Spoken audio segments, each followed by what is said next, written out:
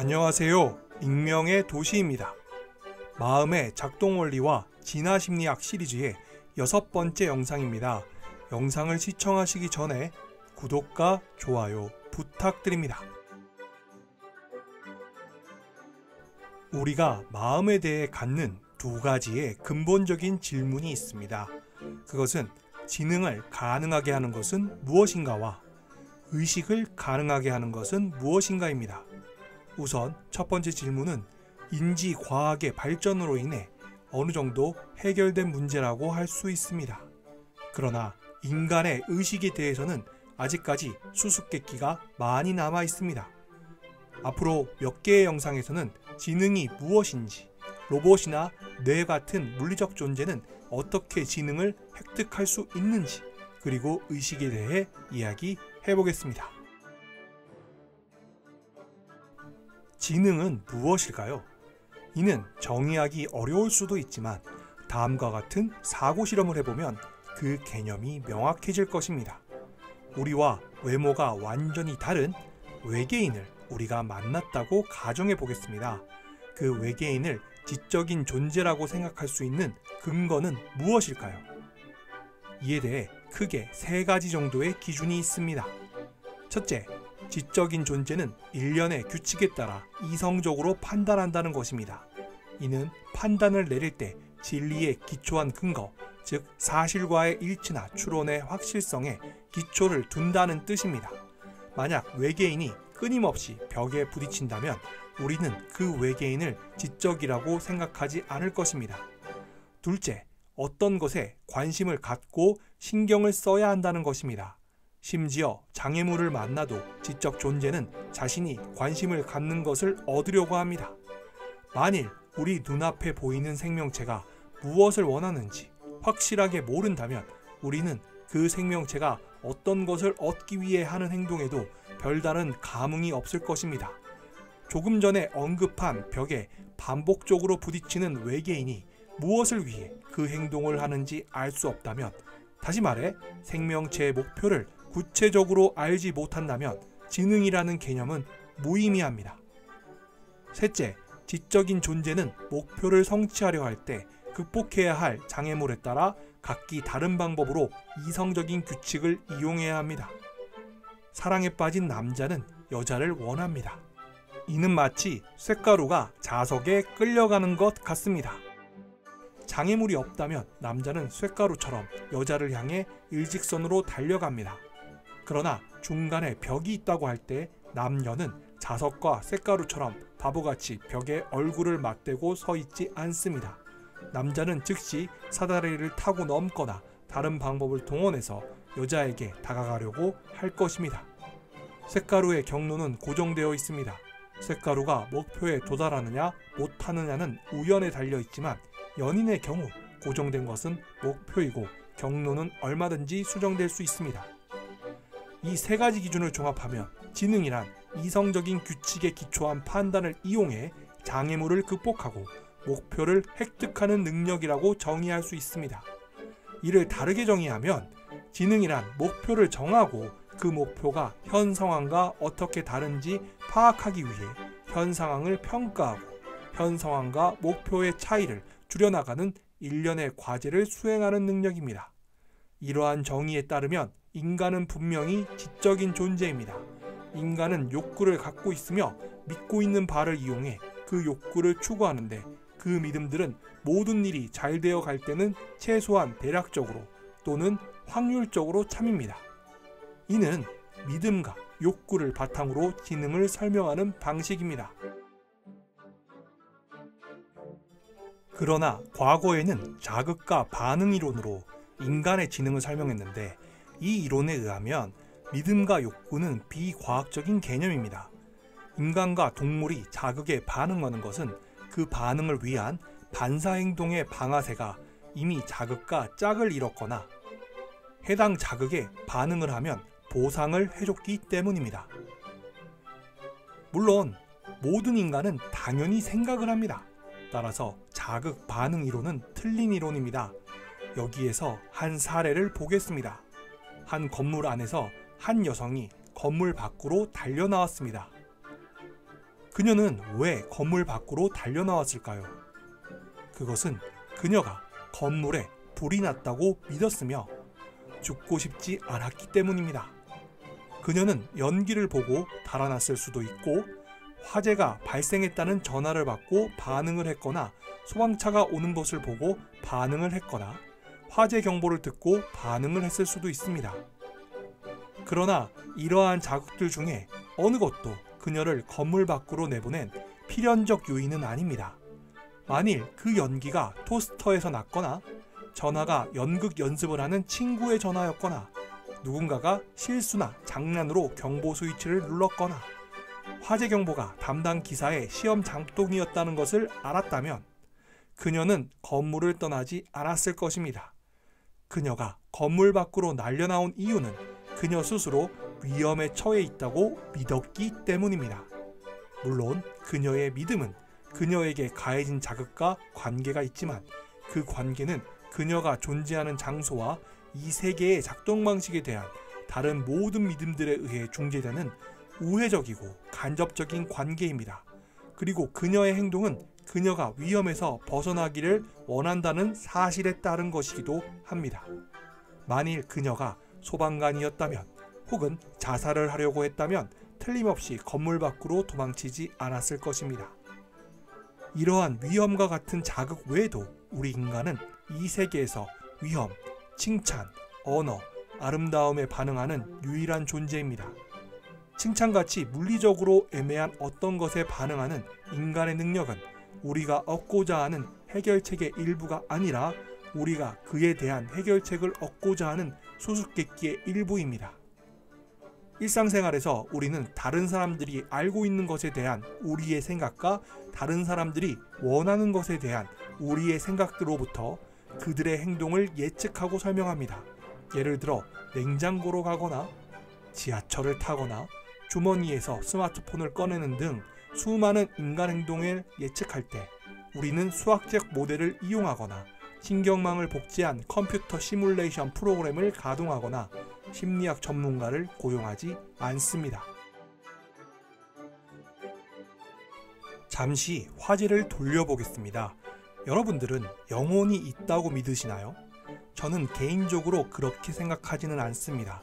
일반적으로 영혼이 있다고 믿는 사람들은 인간의 육체에 비물질적인 실체인 영혼이 가득 차 있으며 그 영혼은 때때로 유령이나 귀신의 모습으로 나타난다고 주장합니다.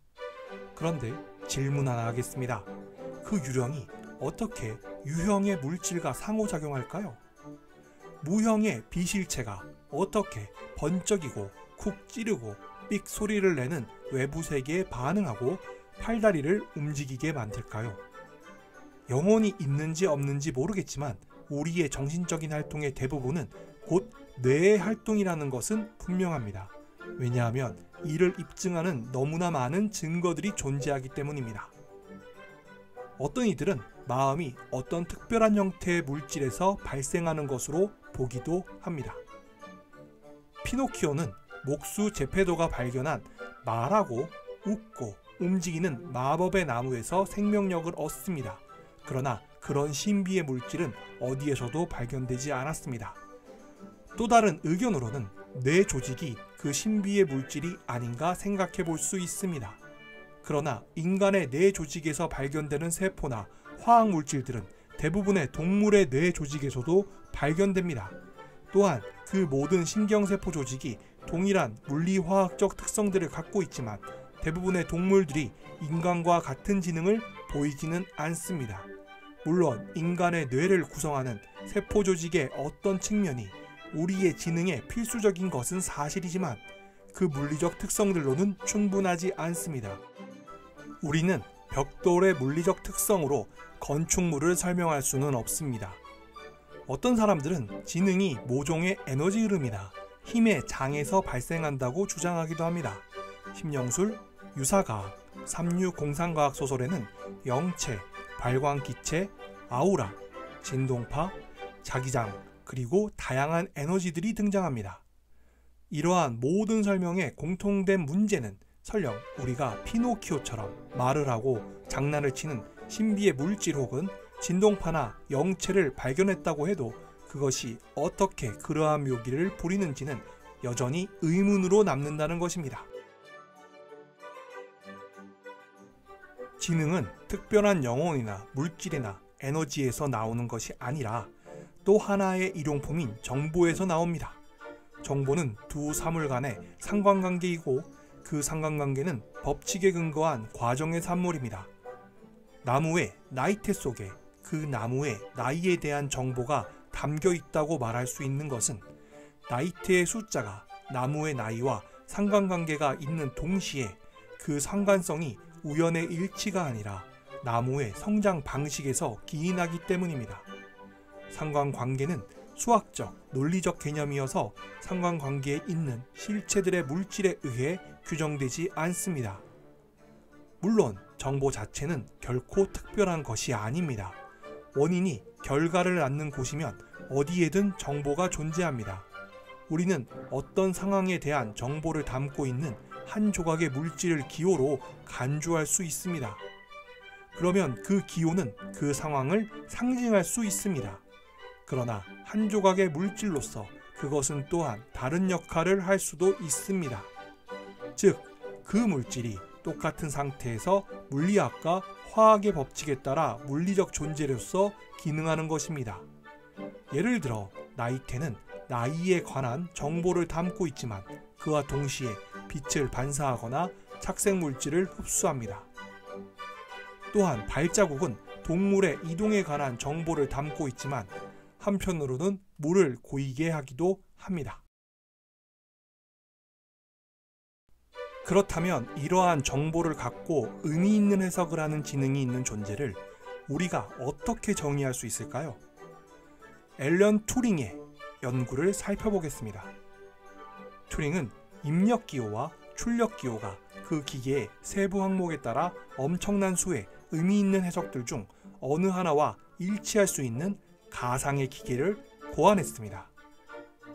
그 기계에는 사각형이 나열된 긴 테이프, 각각의 사각형에 하나의 기호를 인쇄하거나 쓰여진 기호를 읽고 테이프를 양방향으로 이동시킬 수 있는 읽기 쓰기 헤드, 기계에 설정된 일정 수의 눈금을 가리키는 바늘, 그리고 일련의 기계적 반사작용이 있습니다. 이 간단한 기계가 무엇을 할 수 있을까요? 그것은 숫자 또는 일련의 숫자들을 상징하는 기호들을 받아서 어떤 함수의 값에 해당하는 새 숫자들의 기호를 인쇄하여 단계적인 연산으로 함수를 푸는 것입니다. 이 기계는 유용한 논리체계의 법칙을 적용하여 참 명제들로부터 또 다른 참 명제를 이끌어낼 수 있습니다.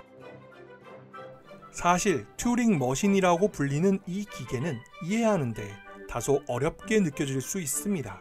여러분들도 이 세부적인 내용에 대해서는 다 이해하지 않아도 됩니다. 중요한 것은 이 튜링 머신의 의미입니다.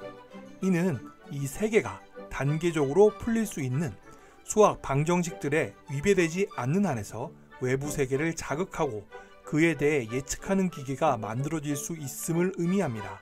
이성적 사고가 논리 법칙과 일치하는 한 이성적 사고를 수행하는 기계를 만들 수 있고, 언어가 일단의 문법 규칙에 위배되지 않는 한 문법적 문장을 생산하는 기계를 만들 수 있으며, 사고가 잘 규정된 한 묶음의 규칙을 이용하는 한 어떤 면에서 생각을 하는 기계를 만들 수 있다는 것입니다. 튜링은 기호의 물리적 특성을 이용해 의미 있는 새 기호들을 만들어내는 기계, 즉 이성적인 기계를 실제로 어렵지 않게 만들 수 있음을 입증했습니다. 그렇다면 인간의 뇌를 튜링 머신으로 볼 수 있을까요?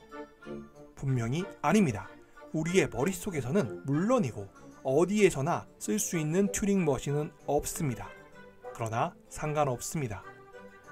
튜링은 단지 어떤 장치가 지적인 기호 처리기로 기능할 수 있음을 입증하고자 했던 것입니다. 수세대에 걸쳐 사상가들은 마음이 어떻게 물질과 상호작용하는가라는 불가능한 문제와 씨름해 왔습니다. 많은 철학자들은 이에 대한 답을 제기해 왔습니다. 그러나 그렇게 성공적이지는 못했습니다. 그때 컴퓨터가 등장했습니다. 컴퓨터는 요정이나 귀신이 끼어들 틈이 전혀 없는 차가운 쇳덩어리에 불과합니다.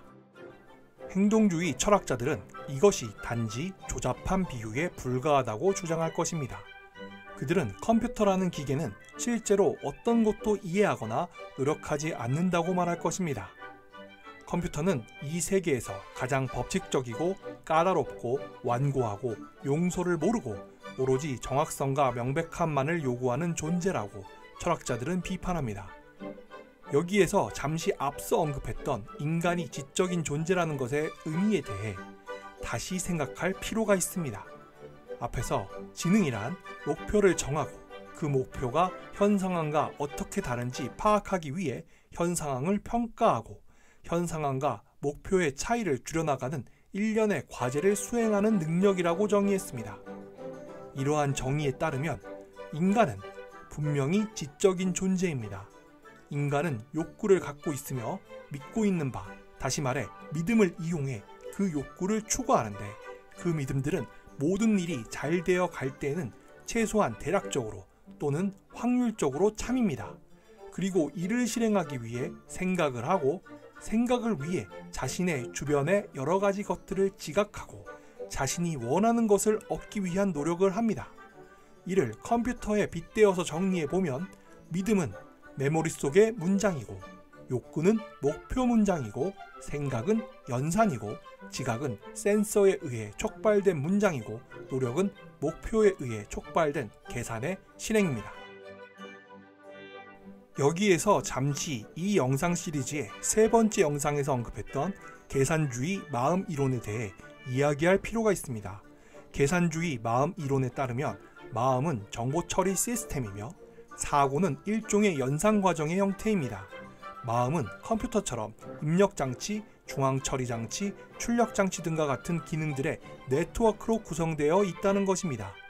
컴퓨터가 입력 데이터를 분석하여 결과물을 출력하는 것처럼 마음에서 입력장치는 시각이나 청각 등과 같은 감각기관을 통한 정보 수집 장치입니다. 또 중앙처리장치는 입력 정보와 내재된 정보를 분석하는 장치이며 출력 장치는 분석 결과가 외적으로 나타나게 하는 장치입니다. 따라서 계산주의 마음 이론에서는 믿음이나 욕구 등과 같은 심상도 데이터와 같은 성질의 물리적 정보로 생각할 수 있으며 그러한 정보는 기호들의 배열처럼 구현될 수 있다는 입장을 가집니다. 따라서 감각기관을 통해 전달된 정보는 물리화학적 기호로 변환되어 뇌에서 처리된다고 보는 것입니다. 다시 컴퓨터 이야기로 돌아가면 컴퓨터는 체계 안에 특정한 표시가 이 세계의 특정한 조각에 대응하도록 프로그램되어 있습니다. 그리고 이는 컴퓨터를 설계한 인간에 의해 결정됩니다. 인간은 각각의 기호가 무엇을 의미할지 결정합니다. 그렇다면 우리 내면에 있다고 하는 그 기호들의 의미는 누가 결정할까요? 여기에는 크게 세 가지의 답이 있습니다. 첫째, 기호는 우리의 감각기관에 의해 이 세계의 지시 대상과 연결된다는 것입니다. 어머니의 얼굴이 빛을 반사하고 그 빛이 아기의 눈을 자극하고 그것이 계단식 폭포처럼 서로 비슷한 연결망들을 촉발하고 그래서 결국 아기의 마음에 어머니라는 기호를 새깁니다. 이는 인가 이론이라고 합니다. 둘째, 첫 번째 기호에 의해 촉발된 상징 조작의 독특한 패턴은 첫 번째 기호의 지시 대상과 그로 인해 촉발된 기호의 지시 대상 간의 독특한 관계 패턴을 그대로 반영한다는 것입니다. 쉽게 말해 일단 어머니가 어머니를 의미하고 삼촌이 삼촌을 의미한다는 것에 동의하면 이와 관련되는 새로운 명제들은 언제라도 확실한 참으로 판명됩니다. 따라서 어떠한 장치가 서연씨는 그의 어머니다 라고 출력하면 서연씨는 틀림없이 그의 어머니입니다. 여기에서 어머니가 어머니를 의미하는 것은 어머니들에 대해 추리를 할 때마다 그 기호가 일정한 역할을 하기 때문입니다. 이는 지시역할 이론이라고 부릅니다. 셋째, 기호의 인과적 역할과 지시적 역할은 함께 표현 대상을 결정한다는 것입니다. 인지 역할과 지시 역할은 동조하는 경향이 있는데 그것은 자연 선택이 우리의 지각 체계와 지시 모두를 함께 설계해 이 세계에서 대부분의 시간 동안 정확하게 작동하게 되었기 때문입니다. 결국 인과성 플러스 지시 플러스 자연 선택이 우리가 사용하는 기호의 의미 개념을 확정하는 것입니다. 계산주의 마음 이론이 옳다는 것을 암시하는 또 다른 증거는 인공지능, 즉 인간처럼 지적 과제를 수행하는 컴퓨터가 존재한다는 것입니다. 여러분들이 하나씩 가지고 있는 스마트폰의 경우 인간보다 월등한 능력으로 사실들을 계산, 저장, 검색하고 그림을 그리고 철자를 검사하고 메일을 발송합니다. 그리고 이미 바둑에서 알파고는 인간의 능력을 넘어선 지 오래되었습니다. 물론 아직 영화 터미네이터 수준의 로봇은 존재하지 않지만 그보다 작은 규모의 인공지능 프로그램들이 수천 종류나 존재하며 그중 어떤 것들은 우리의 개인용 컴퓨터, 스마트폰, 자동차, TV 속에 숨어 있습니다. 그리고 발전은 계속되고 있습니다. 아직까지 완벽하지 않지만 이러한 성공에 대해 언급하는 이유는 컴퓨터가 얼마나 인간의 역할을 대체할 것인가에 대한 논의가 있기 때문입니다. 한편에서는 완전히 인간과 동일한 형태와 기능을 할 수 있는 로봇이 출현할 수 있을 것이라고 주장하고 다른 한편에서는 결코 그렇지 않을 것이라고 말합니다. 그러나 인공지능의 궁극적인 성과는 아무도 알 수 없으며 단지 진행 과정에서 발견될 무수히 많은 실질적 변화에 따라 결정될 것입니다.